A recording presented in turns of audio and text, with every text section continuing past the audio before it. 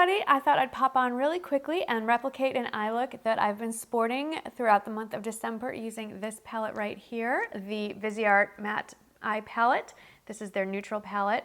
You don't have to use this exact palette, of course. Any shadow you have already in your collection that approximates these shades will work. It's more the concept than the actual shadows.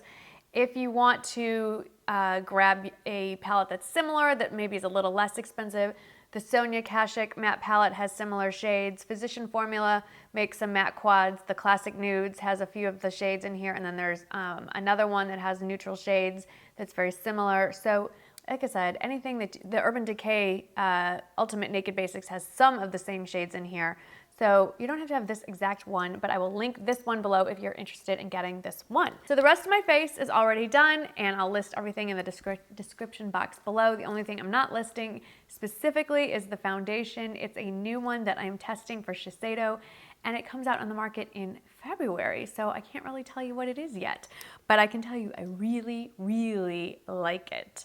So the first thing I'm gonna do is lay this first color, the second lightest shade, pretty all over the lid and up into the crease. That's gonna help me just blend everything out a little nicer, and this shade is just a little too light to put everywhere. I'm gonna save for my highlight shade.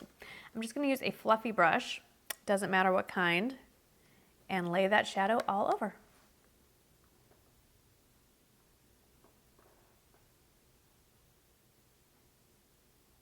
Now I really like that shade to be my lid color, but I want it to be a little more intense, so I'm using a flat shader brush. In this case, it's a MAC 239. That is my preferred shader brush. And now I'm gonna pat, if not pack it, all over the lid, up to using the point of the brush to put it right into the socket line.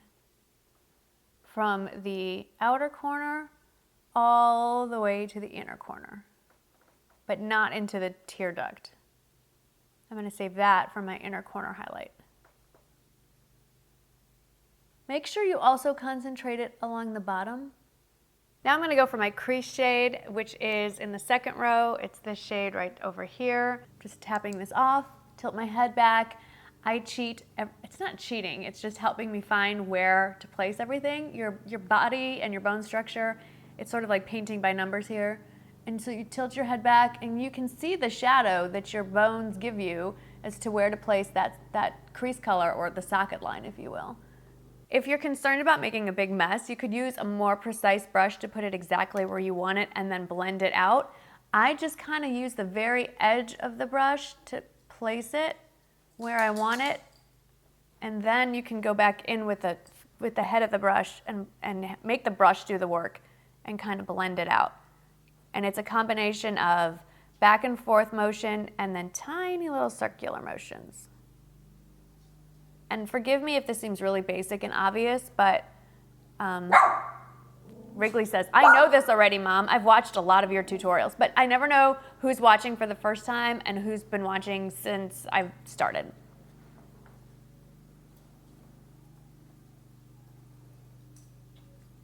And I'm gonna drag that color a little bit down, kind of to help me get into that outer corner.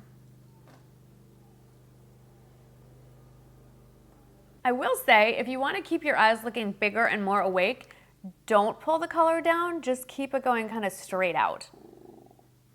The thing I find about matte shadows, they don't blend quite as well, no matter how great the quality is, as shimmer. It's much less forgiving than a shimmer shadow.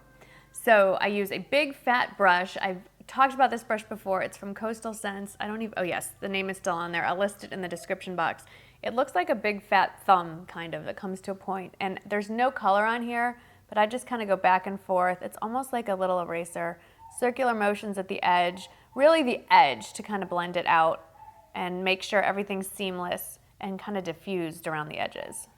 Now I will reach for that brighter white highlight shade over here for my brow bone with, again, a fluffy brush. This brush set I cannot link or show you where it is because it's really, really old. Got it at Walmart. It used to be available still at Amazon, and now I cannot find it anywhere. If anyone can, please say so in the comments. I would really appreciate it because it's so cheap and it's such a great brush. It has the big fluffy brush on one side and the pencil brush on the other, and I have two of them and I use them every day. Then on the pencil side, go back into that white shade and do your inner corner. Really pack it on.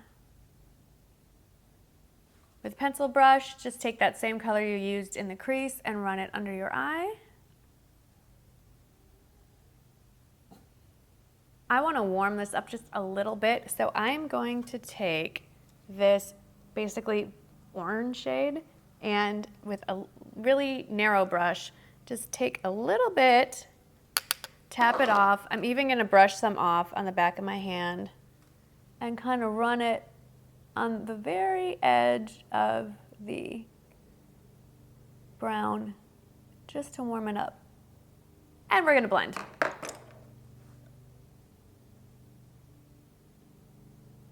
You know, I decided that today I want this all connected. I kind of want a full-on drawn out eye. So I'm moving over one side, one over from the shade I used in my crease in between this warmer shade, and I'm gonna put this warm brown on a 217 brush or Sigma E25. They're basically the same brush.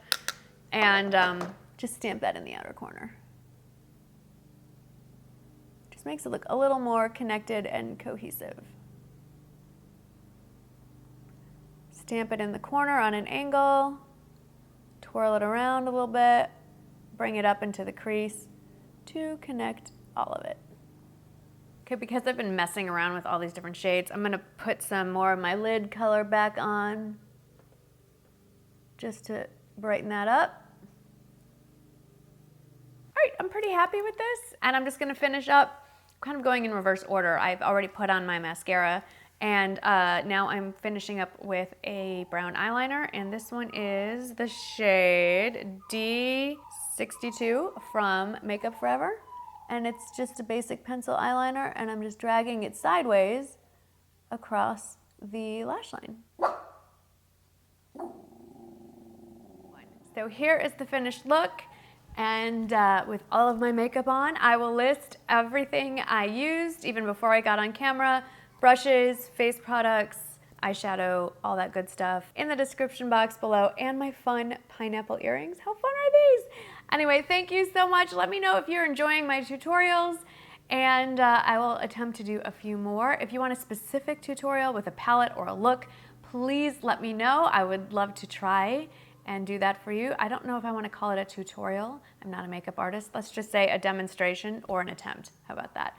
Anyway, I hope you're having a great day. Don't forget, Vlogadays is going on as we speak. Don't miss any of them. Be sure you are subscribed, and those go up every afternoon-ish. And then regular content through December goes up on Tuesdays and Fridays in the morning. Thank you so much for hanging out with me, and I'll see you this afternoon for another day of Vlogadays. And Rowdy says hello too. Thanks for watching. Bye-bye.